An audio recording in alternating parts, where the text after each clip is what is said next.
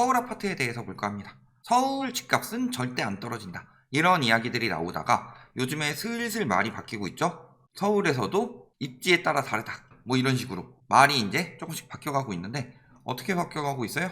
서울은 오른다. 이런 이야기를 하다가 강남으로만 쏠리고 강북은 떨어진다. 떨어지는 건 강북이고 강남은 오른다. 이런 이야기를 하다가 이제는 뭐라 그래요? 강남 중에서도 이제 송파 강동 떨어지기 시작하니까 버리기 시작했죠. 강남 서초 오를 때 송파 강동 떨어졌다. 이렇게 말이 슬슬 바뀌고 있다. 서울이 이렇게 있으면 처음에 요 강북 버리고 여기서 뭐 강서 쪽도 뭐 거의 버림받다시피 했죠. 이 동남권하고 마용성 정도 요 정도만 살려놓고 있다가 마포도 거의 버려졌고 성동도 버리고 용산 동작까지는 버리고 강남 4구 중에서도 이제 송파 강동 버리고 여기만 이제 지금 남고 있다. 이건 무슨 소리예요? 외곽 지역부터 하락이 점점 잠식해 들어가고 있다는 내용이죠.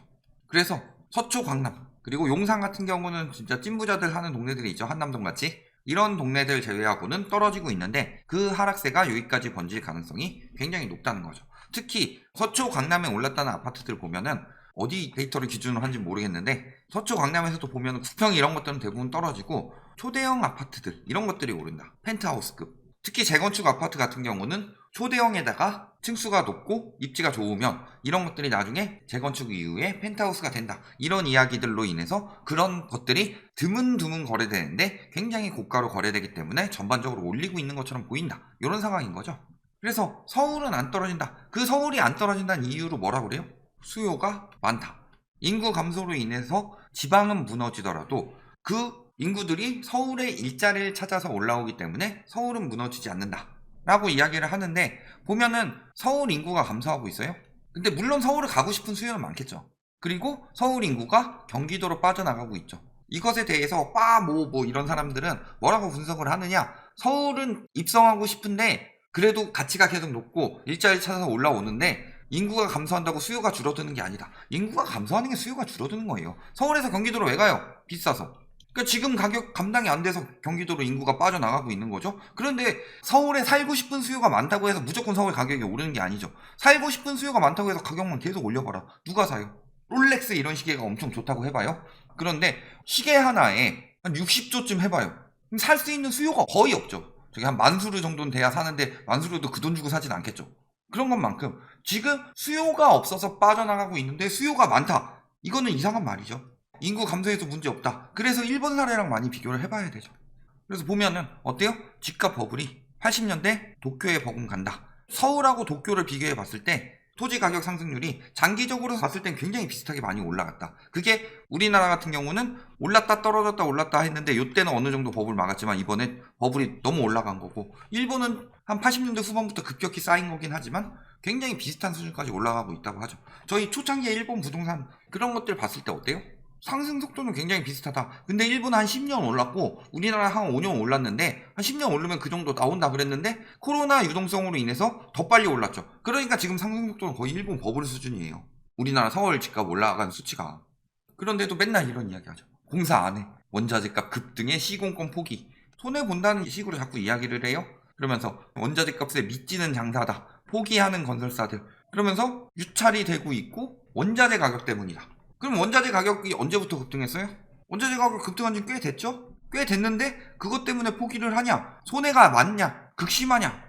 그리고 이것 때문에 사업 경기 안 좋아진다. 주택 사업 경기가 전망 지수가 계속 떨어진다. 특히 서울이 많이 떨어지고 있죠? 그만큼 사업 경기가 떨어지는 이유는 뭐예요? 이득은 주는데 이게 수요가 줄어든다. 이런 느낌인 거죠. 미분양도 나고. 굉장히 위험 신호죠? 그리고 건설사들이 돈을 못 벌어 처먹느냐? 그렇지도 않아요. 원자재값 상승에 오히려 철강사들이 인상해서 엄청 남겨먹고 있죠. 그러니까 철강사들을 엄청 남겨먹고 건설사들이 손해보느냐? 건설사들도 엄청 남겨먹어요.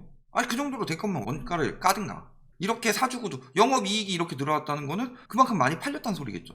안 팔려서 그래요?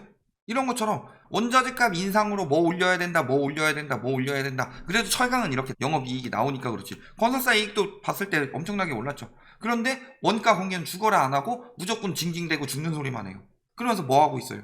SOC 투자 확대로 스태그플레이션 위기 극복해야 된다. SOC가 뭐예요? 기반 시설 같은 거 만드는 거죠. 예를 들어 뭐 GTX라든가 이런 교통이나 토목 뭐 이런 걸로 해가지고 여러 가지 시설들을 만들라는 거죠. 건설사들 원자재가 상승에 죽는다. 근데요, 분양가 올라간 걸 생각해보면 원자재 값 올라간 것보다 분양가가 훨씬 많이 올라갔어요? 그런데 이제 와서 멈추고 있고 원자재 값이 따라가고 있는 정도인데 죽을 정도예요? 그럼 이때는 어떻게 살았대요? 한 5년 전만 해봅시다. 5년 전에 어떻게 건물 지었어요? 지금보다 적자가 훨씬 컸을 텐데? 그러니까 원가도 죽어라 안 까고 이야기하는 거죠. 건설사 수익은 계속 늘어나고 있고. 그러면서 건설사들 죽는데 지금 주택 경기가 좋지 않죠. 주택 경기가 좋지 않으니까 뭐예요? SOC 투자해라. 그래서 나라 돈으로 건설사들 좀 살려줘라. 요거저거 마구마구 지어서. 이런 이야기를 하죠. 50년 주담대 이야기 했을 때 50년 동안 내 돈 어떻게 갚냐. 그러니까 50년 동안 갚은 게 아니고 집값 오르면 3년 뒤에, 그러니까 오른다는 가정으로 들어가죠. 5억 남기고 팔아서 다음 사람 또 3년 뒤에 또 5억 남기고 팔고 이런 식으로 남기고 팔아서 대출 갚고 하면은 사고 팔고 하면 경제는 성장하고 국민들은 부자되고 세금도 많이 내니까 국가가 부강해지고 은행도 부자되고 모든 게 다 좋아집니다. 이런 이야기를 아주 자연스럽게 하고 있습니다. 그 유동성은 5억 더 비싼 가격은 유동성은 어디서 들어오죠? 일본 부동산을 보면은 아까 SOC 이야기를 했죠. 저거 지금 일본 버블처럼 버블 경제를 살리자는 거예요. 일본에서 무슨 짓을 했느냐 보면은 84년에 1200만 원에 했던 게 1990년에 3600만 원으로 3배가 상승했다 뭐 이런 이야기 하는데, 당시 일본 정부가 경기 침체를 막기 위해 선택한 방법은 대규모 재정을 투입해서 경기 부양을 위해서 73조 엔으로 이거를 어디에요? 토건 사업에 투입시켰다. 부동산 거품이 빠지는 것을 막기 위해서 건설 경기 부양에 막대한 재정을 투입했는데 일본 어떻게 됐죠? 지금 국가부채 세계 1위죠. 그리고 퇴출되어야 했던 건설사들을 연명하게 만들어 구조 조정을 못했다. 잃어버린 30년이죠 사실.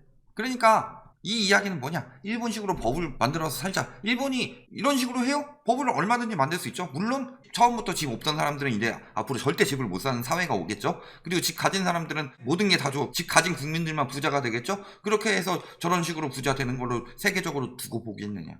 일본 버블이 왜 붕괴했게요? 저런 식으로 자산 가격만 높여서 부자 되면 뭐예요?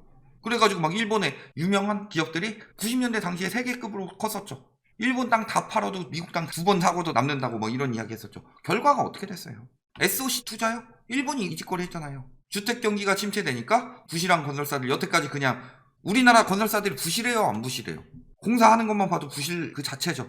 이번에 뭐 광주에서도 터져가지고 부실시멘트로 한번 붕괴 사고 일어난 건 물론이고, 층간소음 같은 경우 왜 나고 있어요? 아니 1990년대에 지은 아파트면 그렇다 칩시다. 80년대에 지은 아파트 그렇다 칩시다. 2000년대, 2010년대, 2020년대에 지은 아파트에서도 아직도 층간소음이 나고 있어요. 왜? 개판으로 지었으니까. 집값은 계속 올라간다는 개돼지들이 많으니까 그냥 팔아먹어도 어차피 나는 이게 지금 거주를 위해서 사는 집인데 이거 투자하러만 생각하고서 집값은 오를 거니까 내가 참고 지내야지. 그 건설사들은 열심히 짓겠어요. 대충 지어서 대충 팔지. 다 그런 건설사들 뿐이에요. 이게 구조조정이 안 되고 있죠. 나중에 미분양 천지 대봐라. 그러면은 집을 잘 짓게 되겠죠. 경쟁력이 있어야 되니까. 그 정도 가격을 받으려면. 그게 지금 안 되고 있는 상황이죠. 그러니까 지금 뭐 하고 있는 거예요? 집 개판으로 짓더라도 너네 돈 됐는데 주택 경기 침체니까 살기 힘들지? SOC로 나라 돈으로 살려줄게. 개돼지 국민들이 낸 돈으로 너네 이렇게 토목도 대충 해가지고 하면은 돈 좀 벌게 만들 거야. 이걸 노리고 있는 거죠. 그러니까 이 집단이 뭐라고 그런 거예요? 이게 건설사 따까리 집단이라고 그랬잖아요. 건설사의 이익만 대변하는 집단이다. 몇 번을 이야기를 할 수밖에 없게 되죠. 지금 똑같이 흘러가고 있습니다. 수요와 공급을 늘 이야기를 했어요. 언론에서. 수요 공급의 논리도 모른다. 문재인 정부는. 근데 수요 공급의 논리를 모르는 건 언론이었죠. 다주택자들이 계속 수요가 될 것이라고 생각하죠. 그래서 왜곡된 시장의 수요를 정상 수요인 것처럼 분석을 했는데 나중에 서울에도 막 빈집 나고 그래 봐라. 수도권엔 빈집 천지고. 그러면은 집이 돈이 안 된다고 생각하는 순간 실수요만 남게 되죠. 그러면 실수요 대비로 공급이 부족하냐? 절대 부족하지 않죠. 우리나라 주택 보급률이 100 넘어간 건 기본이고 서울의 주택 보급률 한 95 정도밖에 안 되는데요. 서울은 아직 공급 부족입니다. 그러면 공급 부족이니까 인구는 많고 집이 적었던 2008년도부터 괜히 집값 떨어졌겠어요? 경기가 안 좋아서? 경기가 안 좋아서 우수수 무너지는 집값 자체가 잘못 책정된 집값이지 않냐.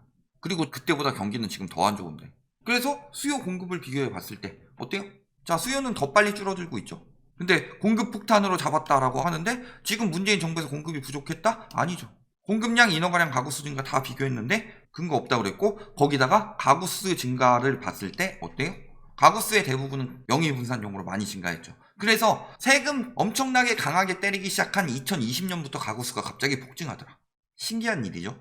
그리고 지금 84대책, 24대책으로 공급 계속 냈죠. 거기다가 이거 아직 제대로 끝나지도 않았죠. 그런데 250만원 또 냈네요.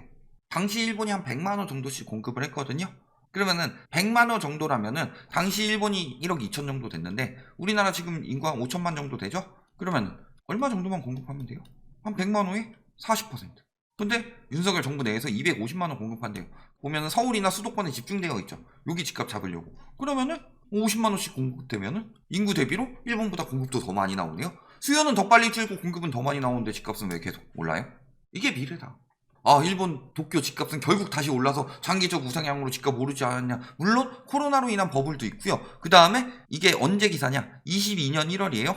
그랬을 때 93만 6천엔으로 1990년에 93만 4천엔을 넘어섰다. 얼마 만에요? 32년 만에. 결국엔 다시 올라요. 지금 사서 32년 동안 버티고서 원금 겨우 찾아보세요. 그것도 32년 만에 이 가격이 됐다. 그러면은 내가 샀던 그 집은요, 감가상각으로 가격 엄청 떨어져 있고 새로 지어진 신축들이 좀 올려놔가지고 이렇게 된 거죠. 내 집은 32년 돼도 회복이 안 됐어요. 열심히 갚았는데 빚만 계속 늘었고 집값은 떨어져 있어요. 이게 미래예요. 일본식 붕괴가 오면 이렇게 된다. 근데 굉장히 그런 지표들이 많이 나오고 있다. 다만 우리나라는 전세 제도나 이런 것 때문에 나을 뿐이지 서울 집값은 절대 안 떨어진다. 말도 안 되는 소리예요. 사치와 한탕주의가 불러왔다. 뭐라 그래요? 예전에 베네치아나 제노바, 밀라노, 피렌체 같은 16세기 이탈리아 도시 국가들 되게 유명했죠. 베니스의 상인 뭐 이런 책도 나올 정도로 베네치아가 상업의 중심지였죠. 근데 어떻게 됐느냐? 금융산업으로 부의 창출을 해서 무역이라는 힘들고 위험한 일보다 근로소득보다 안전한 돈놀이, 불로소득이 더 취급을 받는 시기가 왔다. 그랬더니 어떻게 해요? 산업에는 투자하지 않고 한탕주의에 빠져서 뭔짓 하고 있어요? 외국에 많이 빌려주지만 우리나라는 뭐 하고 있어요? 부동산, 코인만 사재 끼고 있었더라. 그래서 결국에 은행도 뭐 파산하고 국가 쇠퇴하고 농촌 쇠퇴하고 망했다. 똑같은 상황이 90년대에 일본 그리고 30년 뒤에 우리나라에서 따라가고 있는 형국이다. 결론, 서울 집값은 절대 안 떨어져요. 그러면 안 떨어져야죠. 과거에도 안 떨어졌느냐? 사람들 속이는 거일 뿐이지 과거의 집값 폭락은 몇 번이나 있었습니다. 10년 주기설이라는 말이 있을 정도로 10년 단위로 폭락이 계속 일어났었어요. 그리고 또 한 가지 뭐예요? 서울 집값은 안 떨어져요 하는데 이제 은근슬쩍 강남 집값은 안 떨어져요 하다가 이것도 강남 2구로 바뀌었어요. 계속 틀려가고 있다는 게 들어가고 있다는 거죠. 지금 그 붕괴가 눈앞이다. 왜 저렇게 변하고 있느냐? 거래량이 왜 감소하고 있느냐? 왜 황금이 안 되고 있는데 어떻게 계속 오르느냐? 그리고 앞으로 금리 인상, DSR 3단계 이런 것들로 돈을 쥐어잡고 있는데 어떻게 돈이 더 들어가서 집값이 더 오르느냐?